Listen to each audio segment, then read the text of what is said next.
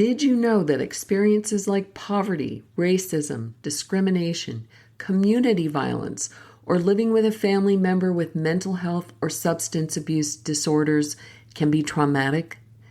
These traumas can manifest in various ways, affecting task completion, project sequencing, bedwetting, mood changes, and learning difficulties. Join child development expert Els O'Rourke and me in Episode 8, 4 Strategies to Combat the Effects of Childhood Trauma. Welcome to Grandparents Raising Grandchildren, Nurturing Through Adversity.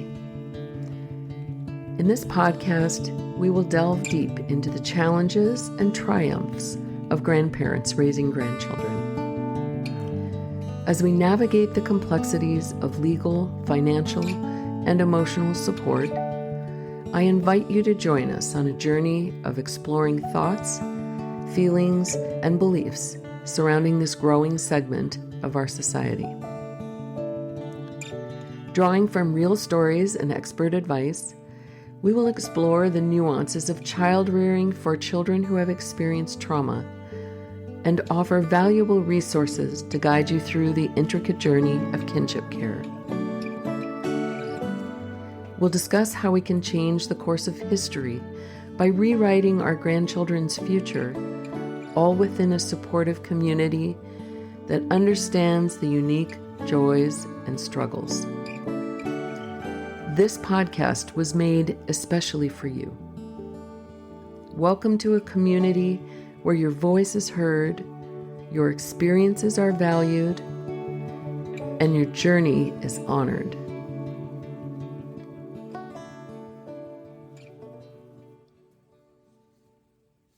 Trauma occurs when overwhelming events surpass one's coping abilities. Even seemingly small incidents like a baby left crying in soiled diapers or a hungry child with no food can have profound effects on brain development, self-perception, and learning capabilities. The early years of life are crucial, shaping a foundation for future well-being and development. Trauma may have long-lasting effects on mental and physical well-being. Trauma that occurs during childhood can harm a child's brain development. The good news is much progress in recent years has been made in holistic child treatment. That's why I'm so excited to share today's guest with you. Els O'Rourke is a mother of 2 with a background in pediatric physical therapy, who has firsthand experience in raising a child with complex learning and behavioral issues due to early trauma exposure. She believes in treating the whole child and that the brain can recover from anything. Today's episode of Grandparents Raising Grandchildren, Nurturing Through Adversity promises insights into human development and resilience. It is with great pleasure that I introduce our special guest for today's podcast episode. Meet Els O'Rourke, not just a pediatric physical therapist, but a compassionate advocate for the holistic healing of children facing learning and behavioral disorders. Els brings a unique perspective to her practice, one that extends far beyond the physical realm. With a profound belief in addressing the needs of the whole child, she tirelessly champions the importance of recognizing and addressing the emotional and psychological aspects of a child's well-being, particularly those stemming from trauma. Her dedication to young patients transcends conventional boundaries. Els understands that healing is a multifaceted journey, one that requires empathy, understanding, and a deep commitment to nurturing the soul as much as the body. Els began her journey with the ACE Physical Therapy and Sports Medicine Institute in 2010, where she delved into the realm of adverse childhood experiences, or ACEs. These potentially traumatic events occurring in childhood can profoundly impact a child's development, from emotional and physical neglect to witnessing domestic violence. Els has encountered and addressed a wide spectrum of ACEs in her work. Tell us a little bit about how you got involved with ACE. So as a pediatric physical therapist, I work with a variety of children of all kinds of disabilities. And the whole ACE thing kind of came about more through a personal journey that my husband and I ended up on. We had one child and we wanted another child and chose to adopt through the foster care system. So we became foster parents, had a little girl that came into our home. She was 3.5 when she came to us. Initially, we were told, just love her, give her a good home, and life will be good, which was in many, many ways. At the same time, we recognized very quickly that there were very many struggles, especially in how to raise our daughter. Our son, we raised pretty traditionally. He was doing well, moving right along with his development. Our daughter, on the other hand, was not. As a physical therapist, I could definitely see where we could help her with some of her physical challenges and delays. We got her in speech therapy to help her with her speech, but emotionally and just joining the family was very, very difficult. And so I just kind of started researching what's going on here. And I ran into the ACE study, which is a study that was done by Kaiser Permanente, which is a very big insurance company out of California, I believe, and the CDC, Center for Disease Control, in 1995 and 1997. They interviewed over 17,000 adults, and they looked at what their childhood traumas and experiences were, and then related that to their health concerns as adults. And what they found was people that were exposed to these traumas, such as abuse, neglect, a parent that is in prison, being raised by one parent, that there were 10 criteria for that. And they found that these people had less life satisfaction, more mental health problems, more heart disease, diabetes. And so they really kind of started looking at what can we do to eliminate, if we were to eliminate these childhood experiences, these traumas, would that then give better health outcomes? And so I kind of took that information into my practice and started looking at what do we actually see when these kids are exposed to traumas. And when you really start looking into it and you start looking at, there's 10 criteria, and the higher your ACE score, the more challenges you have. And so when we start looking at our daughter, she came up with an ACE score of, I believe, 9. So 9 out of 10. That's a pretty high score. What do we see? I started taking some classes, and then from there, I started looking at how can we help her recover or heal from this. And it was not an easy transition. We ended up with multiple counselors. We did end up seeking help with counseling. It took us multiple times to find a counselor that was working for our family. It had to work for her. It had to work for myself. It had to work for my husband. So it took us a while. We also had a neuropsychological evaluation done, which a neuropsychological evaluation looks at the whole child and how the brain works in relation to behavior. It's not just a mental health piece. It looks at how is the brain developing. And what we found with our daughter, and what over the years I found with many kids from trauma, is they have an underdeveloped frontal lobe.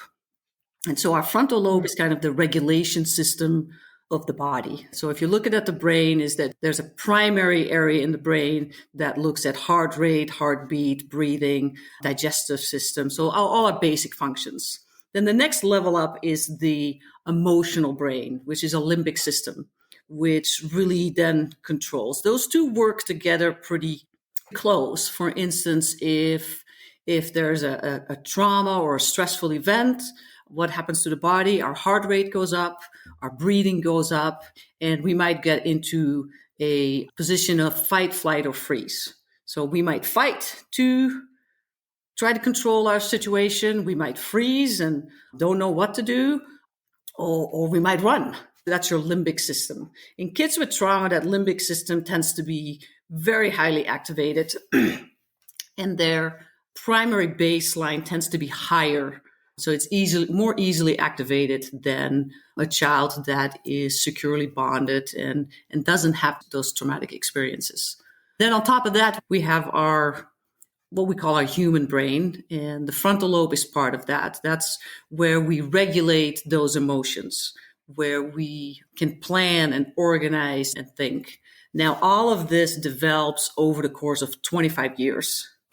And within those 25 years, we have periods where there's an explosion of neurons that are being grown in the brain. And then there's a period of where those neurons are being pruned if they're not being used. So then the development keeps on going. Then there's another explosion. A couple of those times is like when a child is about 2. We always talk about children when they're about 2. They're like sponges. They take in all this information. Well, that's one of those periods where that explosion of neurons. And if we give the proper amount of input and we interact with children during these times of growth, then those neurons and those connections strengthen. If they're not being stimulated, then they'll get pruned. Until the next period comes. That became very interesting because those are definitely things as a physical therapist and looking at the whole child is what can we stimulate at which times in a child's development. So really those first 3 to 5 years, we can make a lot of changes and we can put a lot of neurons in place that give that base for the child. So we've worked with our daughter and over the years, we did therapy, we did neurofeedback, where through vision, the doctors tried to readjust those brain waves. It was very effective for her. She still has some challenges, but at the same time, we've been able to get her and help her through high school. She just graduated from a medical assistant program and is ready to get a job. So we feel, even though we had very many struggles early on, she's on the right path right now. That's wonderful. Resilience is something that comes up a lot. Children are resilient, adults are resilient. And resilience doesn't necessarily mean that you can handle all these traumas easily, but it does mean you just keep moving forward and you keep pushing through.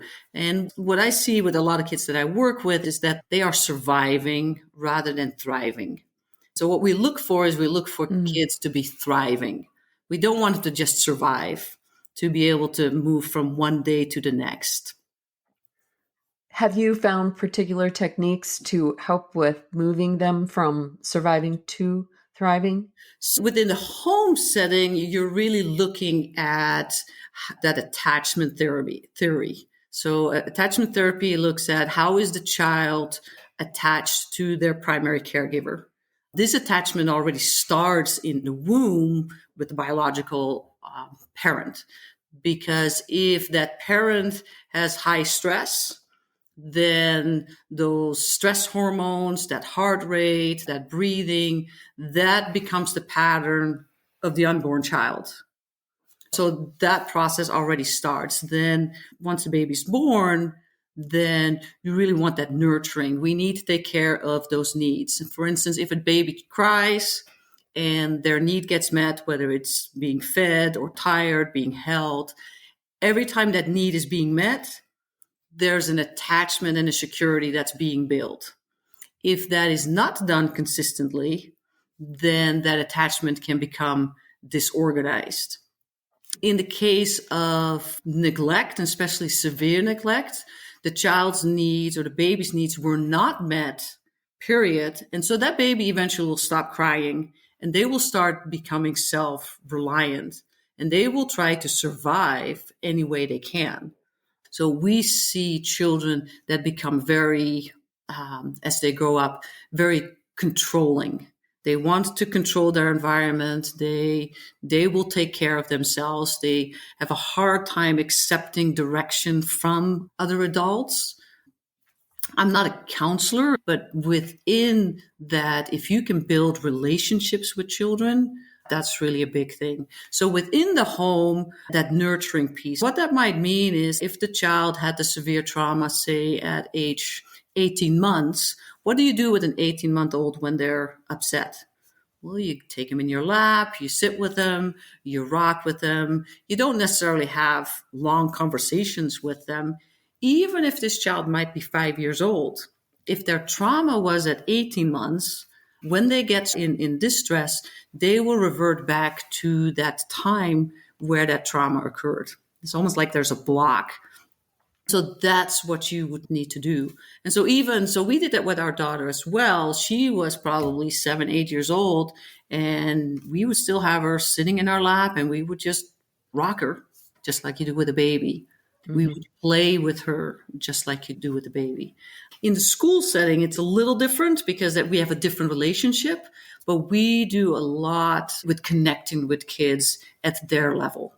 So again, that might mean is that we play with them like you would play with an 18-month-old. We may have some kids that sit with us when they're distressed. And so really looking at that developmental age when the child is distressed, and then from there, look to see what you can do.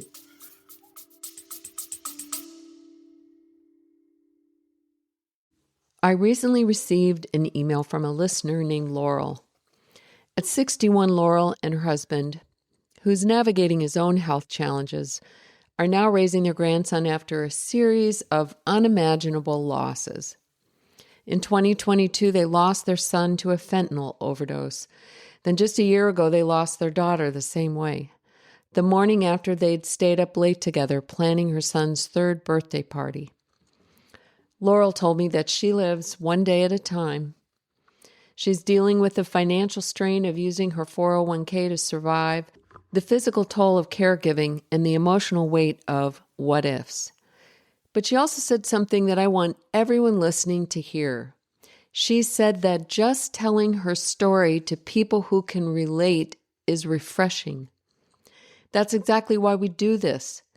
Whether you're navigating addiction in your family, raising a grandchild you didn't expect to be raising, or just trying to find your footing after a loss, we need to hear your story. There's always someone else out there who needs to hear that they aren't the only one. Your experience is a lifeline for someone else. So if you have a story to share, or if you're looking for that community Laurel found, please join our Facebook group or sign up for our newsletter on our website at grandparents-raising-grandchildren.org. Let's keep relating, and let's make sure no one walks this path in silence. Thank you, Laurel, for your courage to share your story with others.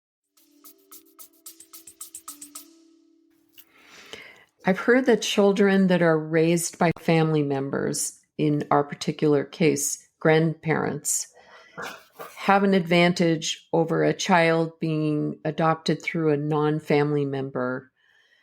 Does that connection alone provide an additional advantage to working with trauma children? I don't have any scientific proof, but from experience, it does depend. If the child has had contact with the grandparents or the aunts and uncles, I definitely think that makes a huge difference because there's already a relationship. You'd still have to look at that initial 3 years, whether that attachment with a primary caregiver was established. It's a common complaint of many grandparents that I speak with, that there's resentment about the fact that they don't get to just be the grandparent, the loving, nurturing grandparent that spoils their grandchild, that they have to become a parent now and a disciplinarian in their lives. Correct. Yeah. So the role of grandparents disappears, which then also, I think, potentially the outlet for the child disappears. So if the child is in a home that has a lot of struggles, but they have their times where they go spend their time with their grandparents and they can be kind of carefree for a week or 2 weeks in the summer or over the holidays, that is now no longer there either. And so that could be a potential additional loss. And trying to find that balance, I think, is very difficult for grandparents. Have you seen grandparents in that role that have done that more successfully than others? Yes, and I think some of that has to do with their own security and ability. It also has to do with how large of a support system they have. So if they can build that support system where they can have that respite, where children can have another place to go from time to time so that the grandparents, one, they can still have their own relationships and their own life, but also for the kids to have a place to get away. The hardest part for myself was to figure out and realize to not be triggered by the traumas and the triggers that our daughter had. I think that there's a lot that the caregiver has to do in order to be successful with children that come from trauma. And that's hard because it's so easy to take things personal. It's so easy to get triggered yourself. I think lying is a very big thing with kids that come from trauma. They are not very rational about it. They don't really have any reasoning. I remember once our daughter said, well, how come this keeps happening? She says, well, I've gotten away with it before, so why not try it again? It is better to come up with a story and hope that things go well than to know upfront that things are not going to go well. Do you believe that there are certain struggles that children with certain behavioral disorders never overcome? Do you think that's part of the caregiver's role to accept the fact there are some things that will never change? I do believe that anybody can change anything. However, there are some things that I think can be changed when a child is definitely older and they make a conscious effort to change. I believe that the brain is malleable and can change throughout our life. We can learn throughout our life. We can change throughout our life. I do know from experience, both at home and in the school, is we can't force anything. You can't force lying, for instance, out of a child. You can't force taking control out of a child. I think there's always going to be certain patterns, but once somebody becomes aware of those patterns, you can change it. With your experience and desire to treat the whole child, you must have a collection of therapy that you see has worked well for you. So you have ACE, which is one integral part of that. But what else have you added to your collection of tools when you work with a child? We always split it up in basically 3 areas. One is what can the parents do? Those are your home programs, and in the school it's like what can the teachers do? And that's that knowledge base. You need to know your own triggers. You need to know how to self-regulate as an adult. And this is the hardest one. Whatever the child does, it is not personal. That is so difficult. And again, that goes back to your own self-regulation piece. The second piece of that is how can I help a child and then teach those strategies when the child is dysregulated, and how do we recognize the triggers? What I do in therapy is I poke the bear.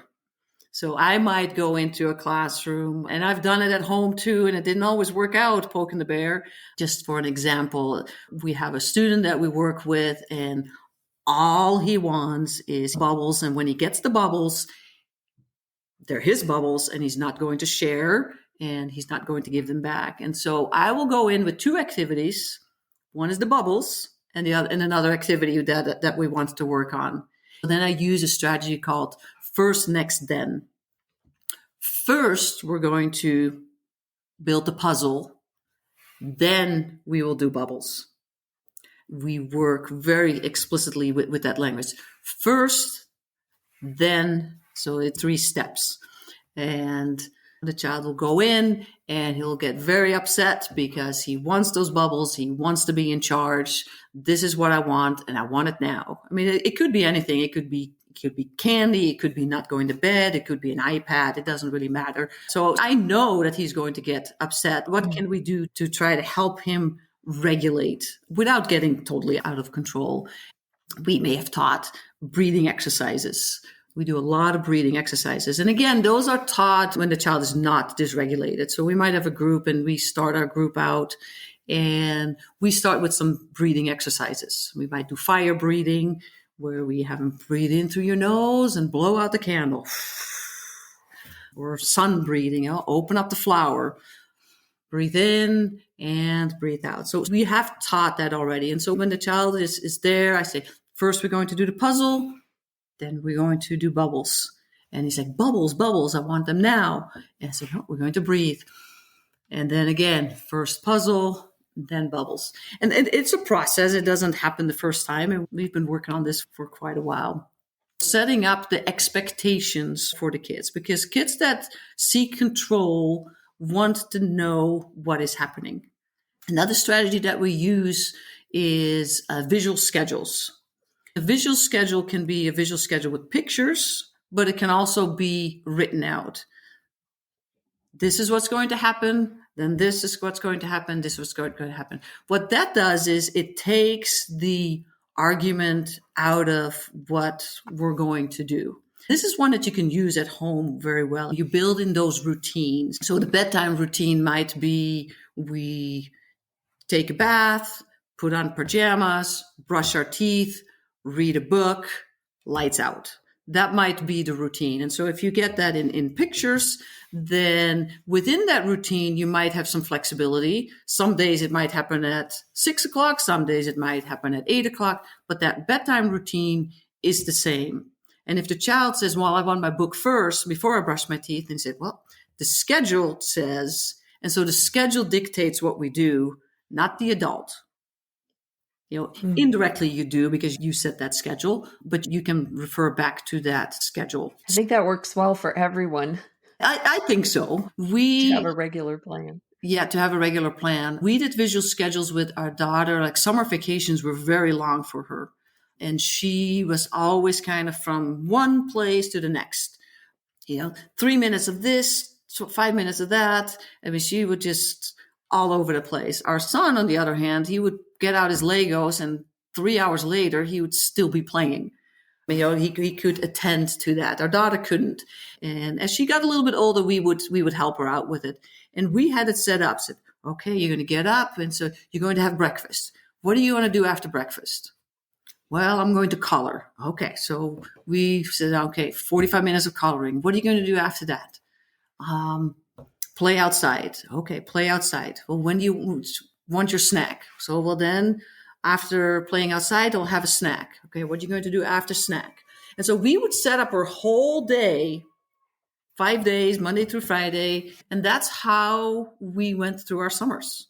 And we build in going to the lake or going to the library, whatever it is we would do, but we would have it set out. And by the time she was, I would say, 8, 9 years old, she would just be able to go through her little day on her own. It was pretty rigid, but it did allow her to get to that point of where she could actually attend to an activity for an extended period of time.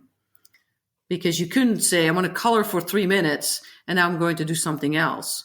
Well, no, the schedule says we're going to color for another 30 minutes. Now, what that does require from the adult is that you have to interact with the child. You can't just leave them on their own devices. And so I did a lot of coloring. I did a lot of Barbie playing, but also a lot of playing outside and a lot of Lego. We would interact with our child. I was in the fortunate position that working for the schools, I had more time in the summers. So I was able to give that time to our children. But we also did some daycare during the summer in order to get her to socialize with other kids and again to create some respite within our home. That's great. Yeah, I think the visual schedules are very important. One thing that we oftentimes overlook is sleep. Now, again, it's not necessarily therapeutic, but that sleep piece is very important. Our children in general in our Western society do not get enough sleep. 5 to 7-year-olds, they probably still need 10 hours of sleep. And sleep can be very difficult for kids that come from trauma.